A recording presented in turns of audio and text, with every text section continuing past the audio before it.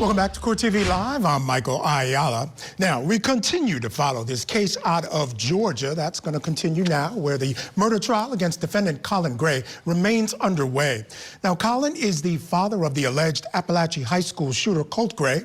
Colt stands accused of killing 4 people and injuring 9 others back in September of 2020. Prosecutors say Colin gave the teen access to the gun and ammunition despite warning signs. He had given him the gun as a Christmas present, but the defense claims that Colin was unaware that his son was allegedly planning the shooting. I want to get you back into court now, where GBI Special Agent Daniela Stewart is testifying about a 3D scan of the scene at the school.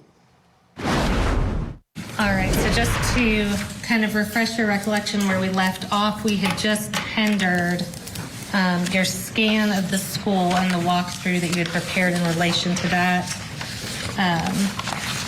And I remember you previously testified that there are some sort of visual defects in the presentation from the Leica scanner. Is that correct? Correct. Okay.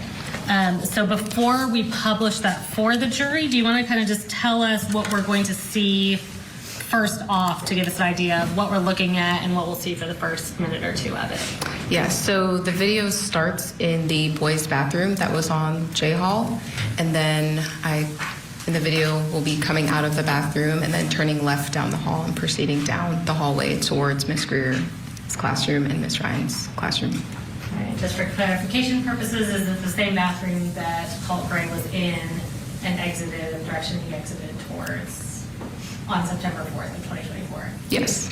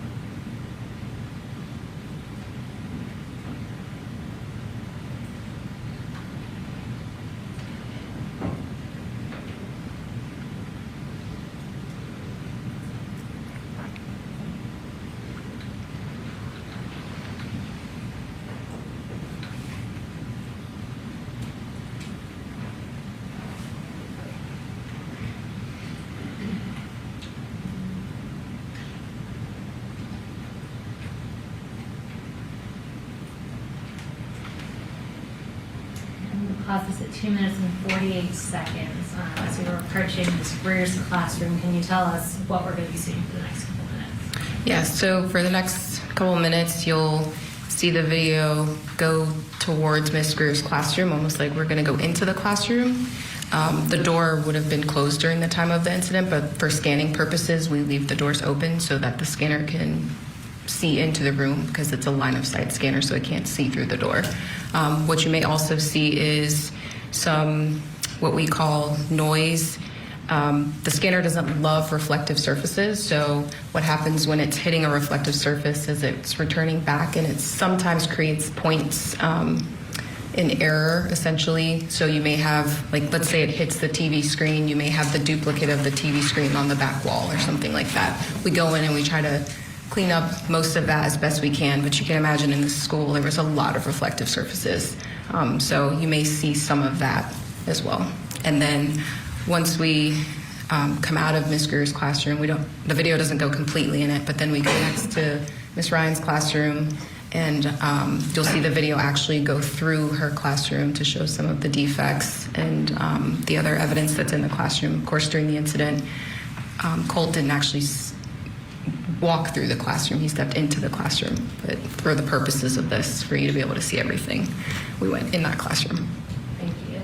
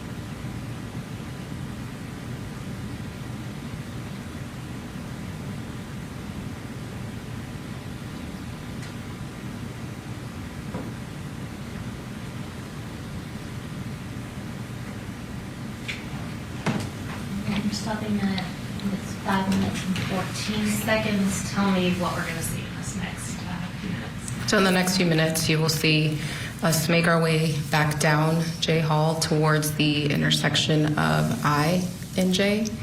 And that intersection is where Miss Irami gets shot. Colt shoots Miss Irami from that intersection, and also Coach Aspinwall and Mr. Phoenix. Okay. So is it going to look down the hallway where Coach Aspinwall and Mr. Phoenix were?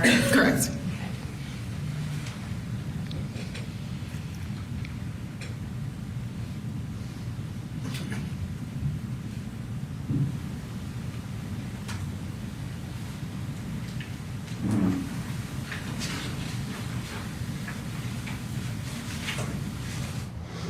All right, dramatic video of the path taken by the shooter in this case. We'll take a break. We'll have more on the other side. Keep it here on CourtTV.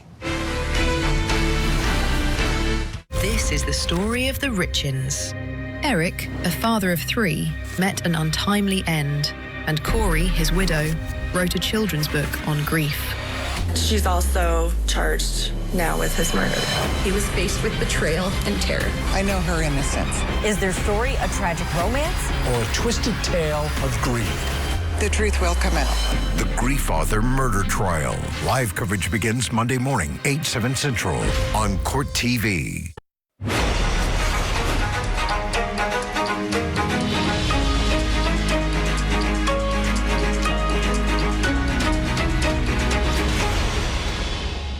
I remember Melody, she had blood all on her arm.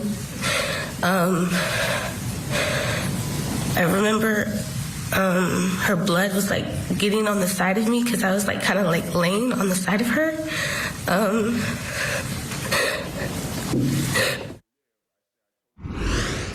That was one of the many survivors and children, really, who testified in gruesome detail about the horrific events that unfolded at Apalachee High School back in September of 2024. Investigators believe the alleged shooter, Colt Gray, carefully planned the shooting that took place back in September of 2024. 2 teachers and 2 students were killed while several others were wounded. Now, Colt's father, Colin Gray, is standing trial, accused of giving him the murder weapon months prior as a gift and then never taking it away when he saw his mental health declining. Well, Colin faces nearly 30 charges, including second-degree murder and involuntary manslaughter. Right now, the jury is viewing a 3D scan of the high school. Let's go back in for more.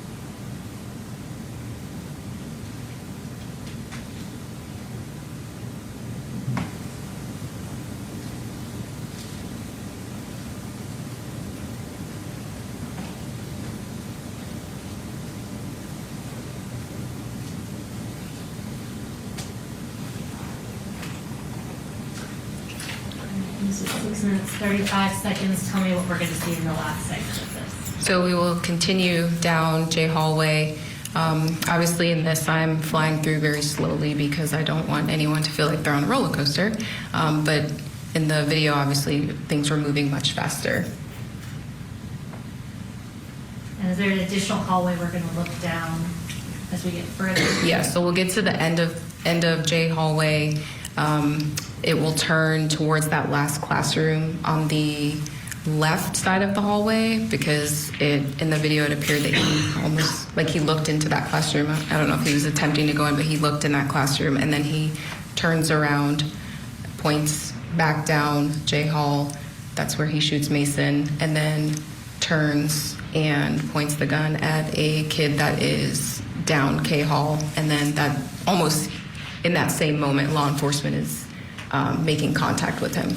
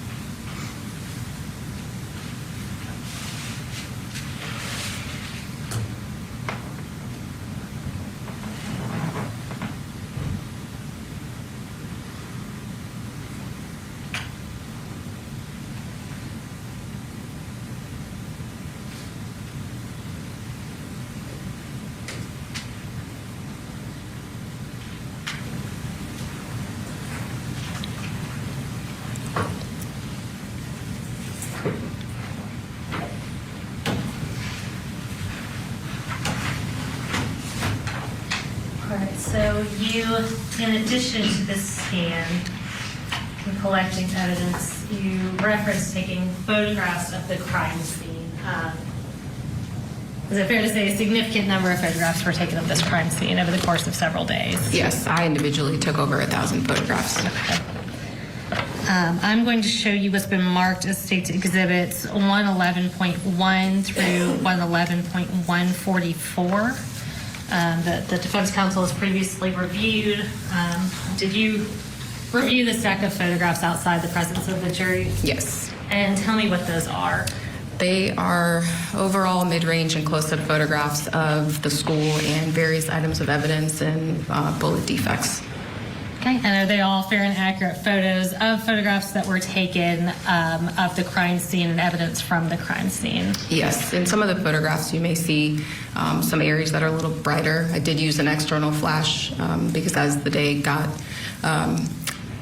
moved on, it got darker outside, so it was darker inside of the school. Okay, and have they been materially changed or altered in any way? No. And Judge, at this time the state would tender State's Exhibits 111.1 through 111.144 and note that 111.117 was previously admitted through Deputy King. Fine. So Mr. Berry, no objections except those we dealt with earlier, is that right? That's correct, Judge. Thank you. All right. 111.1 through 144 are admitted, except for those that I ruled on a little while ago.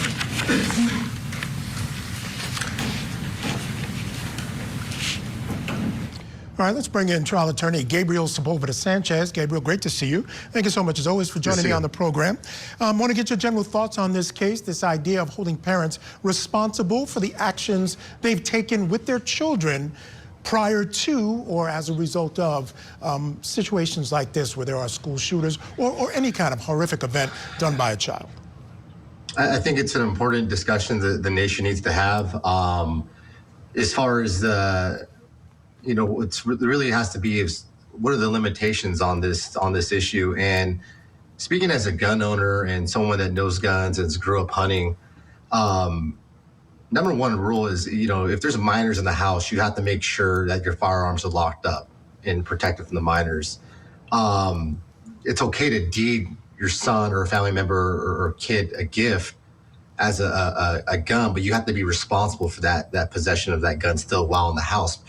And those rules are in place for especially for minors because they just don't have the mental maturity and capacity to understand the nature and consequences of all their actions. That's why there's these laws that protect, that hold parents accountable for the acts of their children while they're minors. Negligent supervision laws, child endangerment laws. Those laws are made because it's common knowledge that minors do not have the maturity. Most minors don't have the emotional maturity to make decisions for themselves. So I think it's an important discussion to have. I think there should be some liability on the parents. I think this case really comes down to how foreseeable was this? Did he knowingly give his son a weapon when the warnings were there? Or did the dad know that his son was threatening to shoot up the school, was idolizing previous mass shooters in America, and then knowingly gives his son this weapon? That is beyond a bad parenting decision. That's a wanton disregard for human life, and especially as this person's a minor and showing those signs that are that could go towards foreseeability of this happening. So I think we really need to talk about this case is going to be about what the warnings were. Was it a bad parenting decision, or did the father knowingly give his son this weapon with all those warnings in front of him? And even at a minimum, if you're going to give your son a gun as a gift, which I have nothing against, you still have to understand that he's a minor, even without those warning signs of idolizing mass shooters or exhibiting signs of mental health behavior. When you give your child a weapon, you even without those warning signs, you have to still house that or hold that weapon responsibly. Yeah, you can go out shooting with your son. Points, Gabriel. You made some excellent points, and it's going to come down to, I think, a lot of what you said is important, I think, for this jury. The idea that, look, I think most people don't have a problem with a man giving his son a gun. The idea, at least according to what he told police, was he wanted to bridge the gap with his son. His son was spending a lot of time behind computers. He wanted to give him a gun so he can get him out, do some hunting with his son. But again, one of the things focused on by the prosecution was even after his mental health seemed to be declining, and they're claiming the father knew all this, he left the gun in the room. He didn't take control of it. And I think that's a big issue. All right, Gabriel, stand by. We're going to take a break, folks. When we come back, we'll have more key testimony from the murder trial of Colin Gray. Keep it here on CourtTV.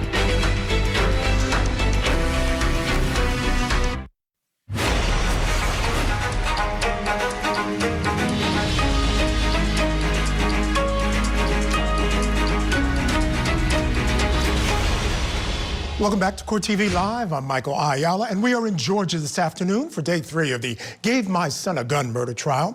The defendant, Colin Gray, the man you see there, is the father of accused school shooter Colt Gray. Prosecutors say the father is criminally responsible because he gave his 14-year-old son that assault rifle that he used in the deadly attack. In court right now, the jury is getting a look at photos now from the scene.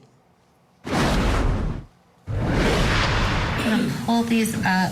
And we will start with 111.1, and we've got some orienting slides throughout this. So we'll start with pictures starting at the J Hall bathroom. And can you just tell us, is that the relevant bathroom to this case that Colt was in? Yes. Okay. And this is starting with 111.1, and I'm just going to say the last part of the number. All of these are parts of State's Exhibit 111. So starting with 1. Tell us what we're looking at. This is just an exterior photograph of the bathroom. Okay. And is that a bullet defect, on the right side of the bathroom sign? Yes. Okay. And going to 2? This is making my way into the bathroom. And next? Again, continuing into the bathroom. Okay, and that's 111.3. And next, and I know we've got some out of order, so I'll try to avoid saying the numbers, but so the next one, 4, what does that show? That would be the first bathroom stall on the left when you enter the bathroom. Okay, and the next one? This is a close-up photograph of the hat and hall pass or office pass. Okay. And I'm going to show you what's been marked as State's Exhibit 112 and 113 in this bag. And can you identify what this is for the jury?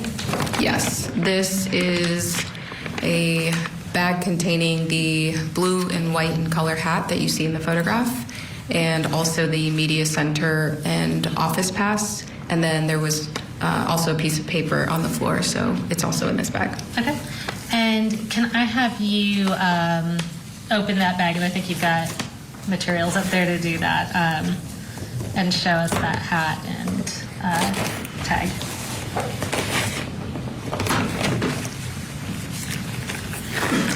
And Judge, at this time we would move to tender State's Exhibits 112, which is the hat, and 113, which is the badge. And just so it's clear, these are not 111 point. No, these are their own exhibits. Yes, sir. The objection? No, Your Honor. All right, 112 and 113 is admitted.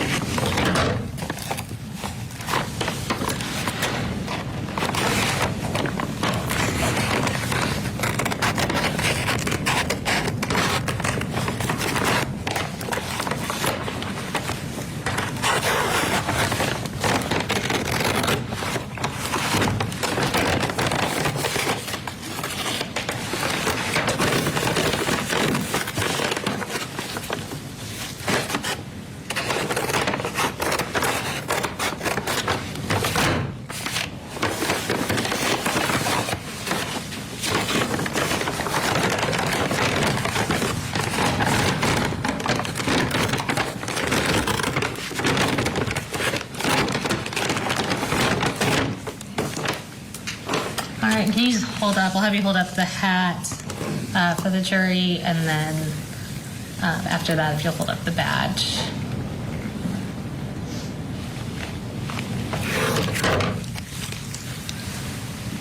And can you tell us what the writing on that badge says? So it says Apalachee High School at the top, then it says Media Center / Office, and then it says Hall J, room 2.151. Okay. And what was the writing on that hat? The writing on the hat says vendor. Okay. Now going back to the pictures, if we can go to the next slide. This is 6, and what does that show? This is a new student information paper. And thank you. And then the next slide. So these next pictures will be from outside the bathroom going down J Hall to the classrooms of Miss Greer and Miss Ryan. If we can go to the next slide. So 7, what are we looking at here? So we're looking at the exterior of the bathrooms and then also down J hallway. Okay, and next is 8. And what do you see on this picture? Now we're outside of Miss Greer's classroom and Mr. Ryan's classroom. Okay, next. It's 9. Again, we're outside of that classroom, making our way closer. And what are those objects that you can see, at least in the foreground of that photo? On the floor just outside of Miss Greer's classroom was a poster and a backpack. Okay, and the next. This is 11. This is just another photograph from a different angle outside of the classroom, both of those classrooms. Okay, and in addition to what you identified previously, those blue gloves, are those from the crime scene or from medical personnel? Those are probably from medical personnel. Okay. And is that assumption just based on your knowledge, training, and experience with how these crime scenes are approached? Yeah, I mean, there was a lot going on, so they likely were trying to render aid to people and, trying to change gloves out. Okay. And next, 12. This is a shoe that was just outside of Miss Greer's classroom. Okay, is that the same shoe that we saw in the foreground of the previous picture? Yes. Okay. And 13. This is a close-up photograph of the poster, and then there's also a crock that has blood on it. Okay. And next. All right, so Miss Greer's classroom. Go to the next slide. This is 14. What is this showing? This is the area just outside of Miss Greer's classroom. Okay. And next, 15. That's an overall photograph from the doorway of Miss Greer's classroom. Okay. And next. And so referencing Miss Ryan's classroom. So going to the next slide. 16. So just outside of the door of Miss Ryan's classroom. Okay. And next. 17. This was taken from the doorway. It's showing the overall from the doorway and those defects that are in the whiteboard. Okay, and this is inside Miss Ryan's classroom? Correct. Okay, next. 19.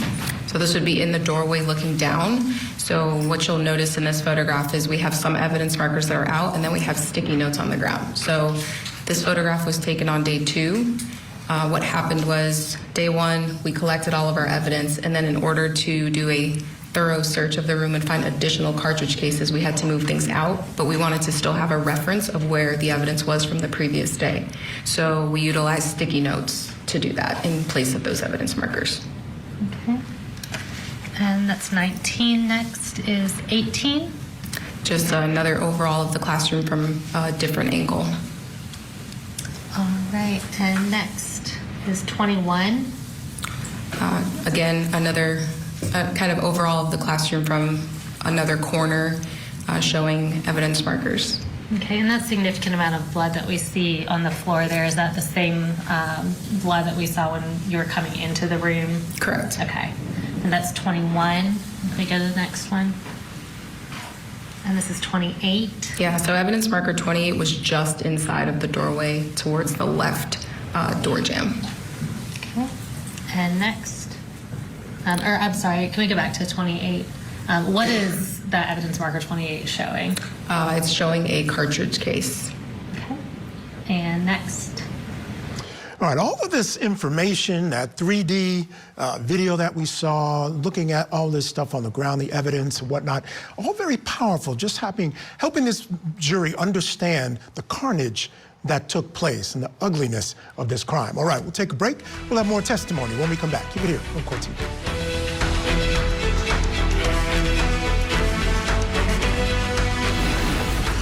Tonight on CourtTV. I'm Vinny Politan. Welcome to Closing Arguments. We have a big hour ahead here. Your deplorable actions are unforgivable. The community still doesn't know how this Boston police officer died. He can't prove one element of his case. It was a dramatic day, a dramatic moment inside the courtroom. What's happening here? It's unreal. Let me show you exactly what happened.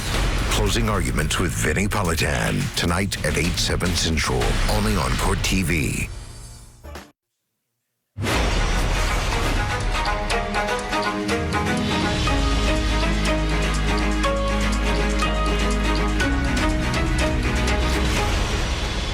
Welcome back, folks. We're in Georgia this hour for more testimony in the Gave My Son a Gun murder trial for the father of an accused school shooter.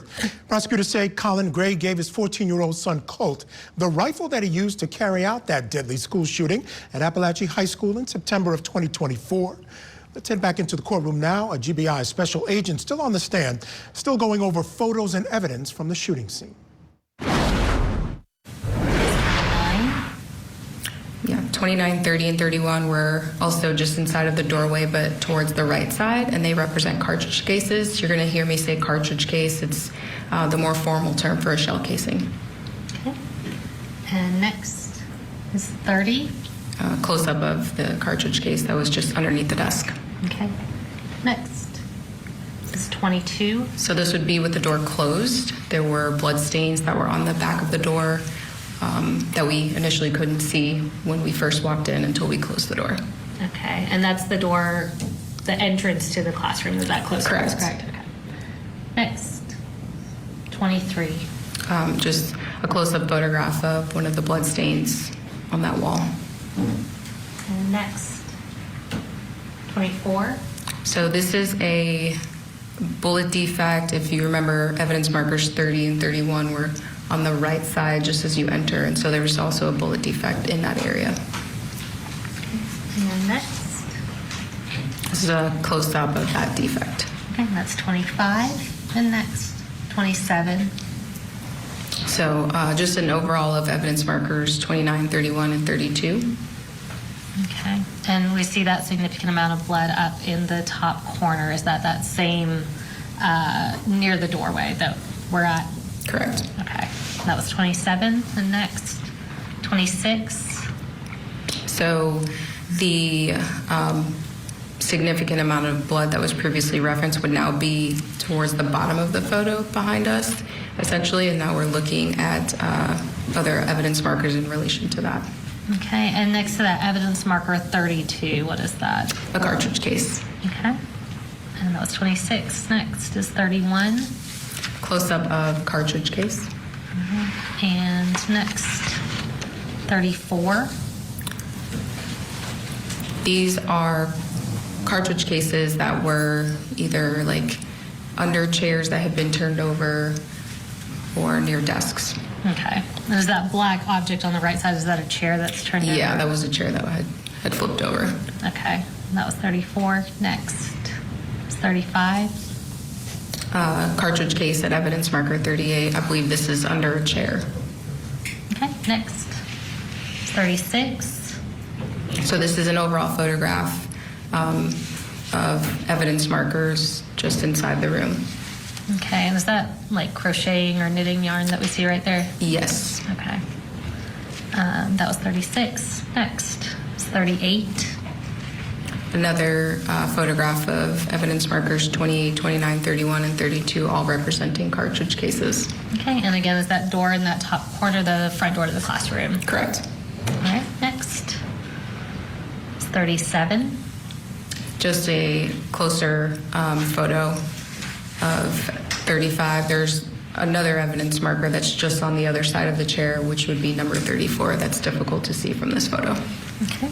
And next, 32. Yeah, so then there's evidence marker 34 identifying a cartridge case.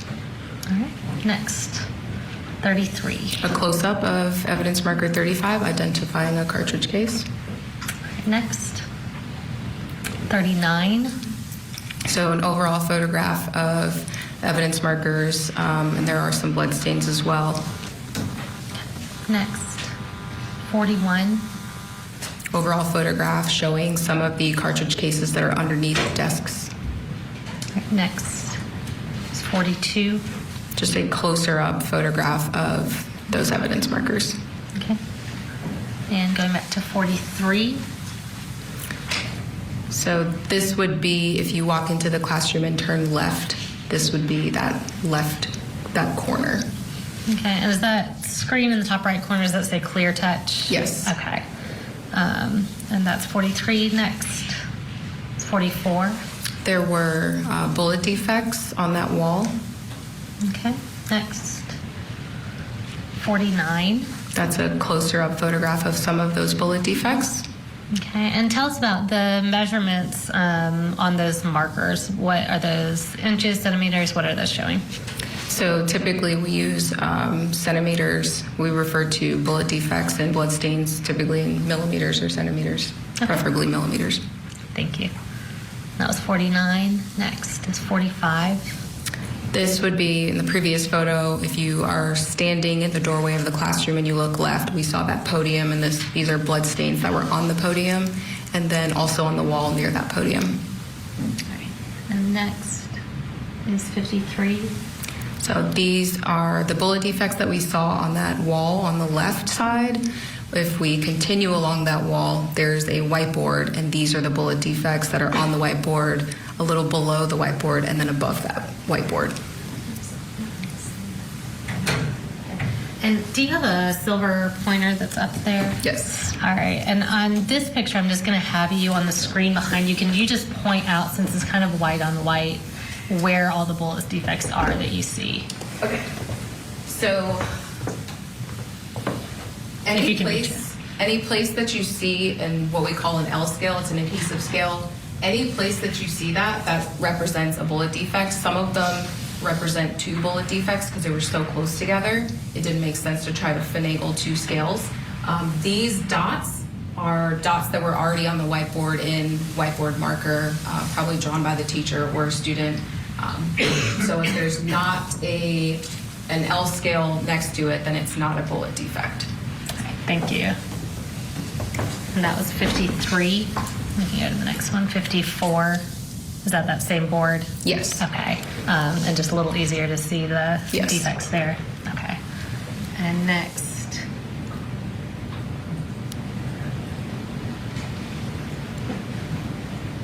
Is 55. More photographs of the bullet defects. Okay. Next is 56. Additional bullet defects. Okay. And 46. So in this photograph, there's not a scale on this one. I think maybe the next photo, I know I have photos with it, but that's a defect in a desk. Okay, and then can you point to it on the screen behind us? I think it's pretty visible, but I know it's obviously on black material. Okay, thank you. And next is 47. Additional bullet defects on desk 21. Okay. And next is 48. A defect on desk 19. All right. And next, I'm going to use this classroom seating chart. This was previously tendered as Safety Exhibit.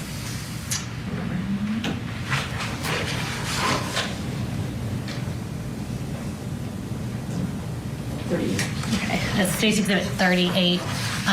The desks we saw had numbers on them. Can you tell us which desks it were that had the bullet defects in them? So that would be desk 19 had bullet defects, desk 21 Both of those in the photographs had the L scale, and then desk 9 was that first one that we saw that didn't. All right, let's bring back in our guest with us, trial attorney Gabriel Sepulveda-Sanchez. And Gabriel, you know, you talked about earlier, and I agree 100%, this case is really going to be all about what this father knew about his son and whether it was foreseeable. A lot of people online asking, so why are we going through all of the testimony that we're seeing? What does this have to do with what he knew about what his son was planning to do? Well, my understanding is that the jurors were being protected from some of the graphic images of the victims in the shooting. And when the prosecution can't use those pictures, which was a win for the defense, they're doing what they can to humanize and make an emotional impact on the jurors. That's what you want. You know, in the perfect world, jurors would decide cases on logic alone. But as defense lawyers and as lawyers and in dealing with human beings, those 12 people on the jury panel, you want them to feel the emotions and really kind of step into that situation in order to feel that. And what the DA is doing is they're trying to do their best to humanize it by showing they can't show the graphic carnage, but they can show, they can give the jurors a glimpse of what the chaos was like and some of the emotional impact that can be felt by looking at those 3D videos going through the hallways. And you can kind of place yourself there and see what happened without showing the graphics. So that's the purpose of them doing that. Yeah, it's going to be as much about emotion, even though jurors are told you have to leave emotion out of it. You're 100% right. This case is going to be a lot about emotion. All right, Gabriel, thank you so much for joining me this past hour. Always a pleasure. Folks, stick around. We're going to have more testimony in the murder trial of Colin Gray. When we come back, keep it here on your front row seat to justice.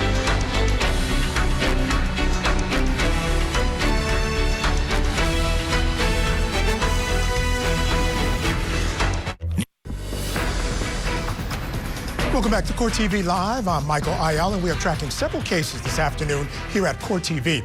In Michigan, testimony continues for Dale Warner following a power outage at that courthouse. Warner faces life in prison if convicted in the cold case murder of his wife, Dee. And in California, Meta CEO Mark Zuckerberg is testifying at his landmark social media trial. He's one of many being sued for allegedly hooking children to social media, fueling a mental health crisis. And in Florida, Richard Ferguson spoke at his sentencing today. He was found guilty of vehicular manslaughter for a crash caused by his son